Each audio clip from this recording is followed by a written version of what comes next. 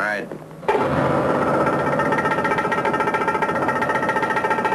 And that watch? Do you have any idea what I paid for that watch? No, sir. But knowing how kind and generous a person you are, I'll bet you spent a great deal of money for that watch. Don't you hand me that stuff. You mean you bought your wife a cheap watch? This is my 26th wedding anniversary. I paid almost $100 for that watch. Ah, that's not so much. The watch is worth $700. I got it for $95. You bought a hot watch? Of course not. I got it wholesale. Richmond's a friend of mine. Well, don't write it off yet, Captain. There's a pretty good chance it may be returned. How can it be returned? There's no address on it, no name. Did you have the watch engraved? Yes, I had it engraved, but no last names, just first. I said, to Zelda, with love, Aaron. Who's Aaron? I'm Aaron. Aaron Andrews? Yes, Aaron William Andrews. Anything wrong with that? No, that's terrific. You'll definitely get that watch back now. How do you figure that? How many Aarons could be married to a Zelda? $700 watch. Captain, could we forget about the watch for now and get down to the business of the stolen bracelet? Yes, that's a good idea. A woman steals a $9,000 bracelet while one of my men stands by. She makes her exit and leaves. An alert salesman spots her. You two pursue her, apprehend her. What kind of police work do you call that? On second thought, let's forget about the bracelet and go back to the watch. We had to let her go. The girl was clean. She didn't have the bracelet on her. I turned her purse inside out, Captain. She didn't have it. Did it ever occur to you that she might have had it on her person? Nah, that's impossible. Why is that impossible? Because she was wearing a skin-tight dress. Take my word for it, Captain. There was no room to hide a bracelet. There was hardly room in that dress for her. Women have ways and means of concealing things from a man. You having trouble at home, Higginbottom? The point is, you never should have released her. You never should have let her go. You should have brought her in here and had her searched by a policewoman. That would have been a waste of time. A waste of time, huh? Yes. Would you like to know why? No, I'm not interested.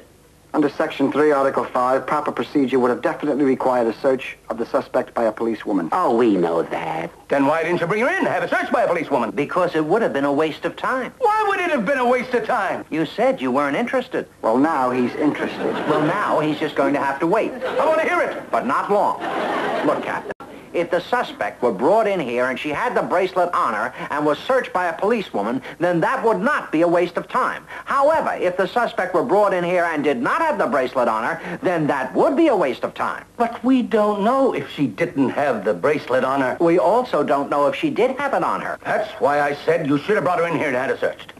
That's merely another way of looking at it, to which I say, to each his own. The next time something like this happens, you two remember, you never release a suspect until she's brought in here to be searched by a policewoman. We'll remember that. I want you two to stake out her apartment and keep her under close surveillance. Why? What do you have in mind? What do I have in mind? The girl steals a $9,000 bracelet. She has to get rid of it. She has to take it to a fence. And when she does, I want you two right behind her. What do you mean? What do I have in mind? That's exactly what I thought you had in mind. All right, get going. Stake out her apartment. When she comes out, you know what to do. Yes, sir. George watches the girl, and I call you. No, you don't call me! Right.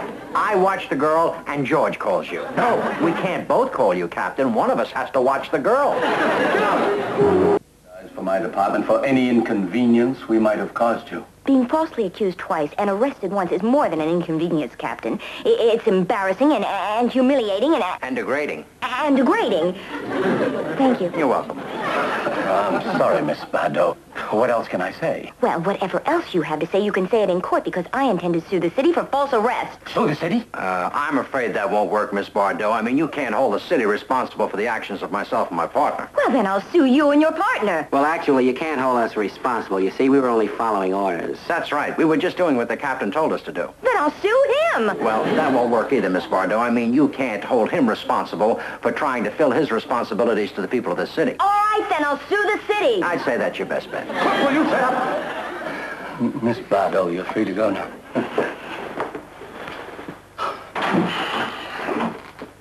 What do you think, Captain? Well, I think the Bardot girl thinks she put one over on us. And she did. But she knows she's guilty.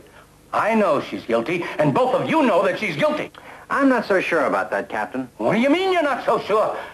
Two different salesmen from two different stores saw her steal the jewelry. And then where is it? I don't know. Well, then she's not guilty. She's guilty. I just can't prove it. Well, if you can't prove it, that means she's innocent. Get out. Come on, George. Not George. Just you. But we're partners. I don't care. You wait outside.